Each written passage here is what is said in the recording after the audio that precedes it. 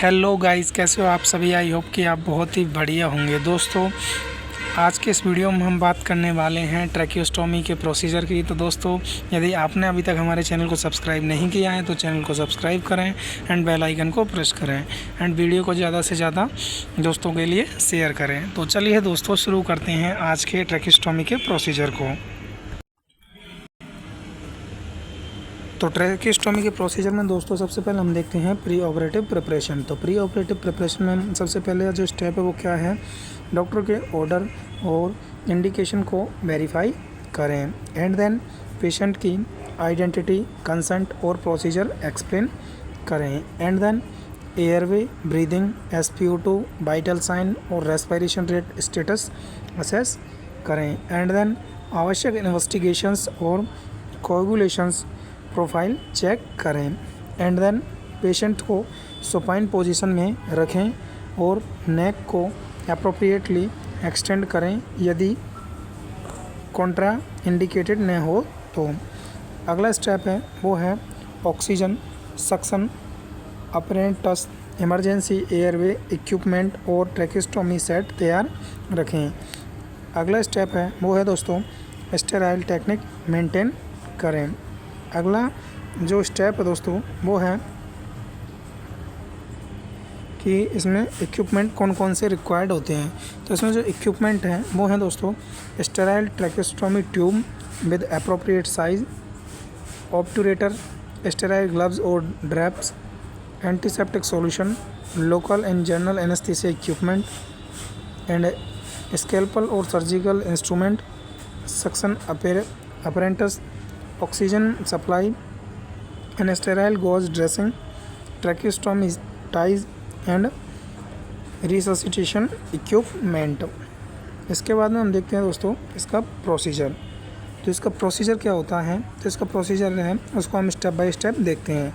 तो इसके प्रोसीजर में जो फर्स्ट स्टेप है वो है पेशेंट को अप्रोप्रिएट पोजीशन में रखें, कंटिन्यूस मॉनिटरिंग शुरू करें, सर्जिकल साइट को एंटीसेप्टिक से क्लीन करके स्टेराइल ड्रेपिंग करें and then local general anaesthesia दिया जाता है एंड देन इसके बाद में नेक में अप्रोप्रिएट इंसिजन लगाया जाता है एंड देन इसके बाद में स्ट्रेप मसल को सेपरेट करके ट्रैकिया एक्सपोज की जाती है।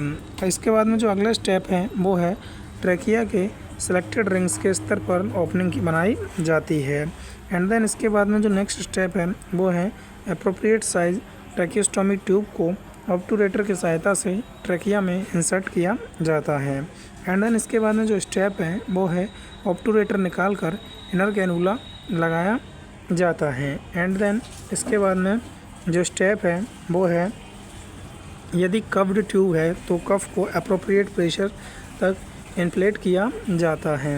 इसके बाद में जो नेक्स्ट स्टेप है वो है ट्यूब को ट्रैकियोस्टोमी टाइज से सिक्योरली फिक्स किया जाता है एंड देन इसके बाद में जो नेक्स्ट स्टेप है वो है स्टेराइल ड्रेसिंग लगाई जाती है।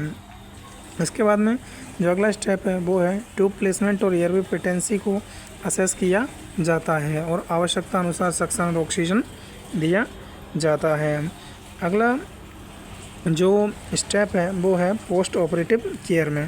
तो दोस्तों, पोस्ट ऑपरेटिव केयर में हम क्या क्या करते हैं नर्सिंग केयर में, तो वो है दोस्तों एयरवे पेटेंसी और रेस्पिरेटरी पैटर्न मॉनिटर करें, SpO2, रेस्पिरेटरी रेट और वाइटल साइन लगातार असेस करें, आवश्यकता अनुसार स्टेराइल सक्शनिंग करें, ट्रैकियोस्टोमी ट्यूब की पोजीशन और फिक्सेशन चेक करें, कफ प्रेशर मॉनिटर करें, यदि कफ्ड ट्यूब है तो स्टोमा साइट पर ब्लीडिंग, रेडनेस, स्वेलिंग, डिस्चार्ज और इन्फेक्शन के साइन को देखें।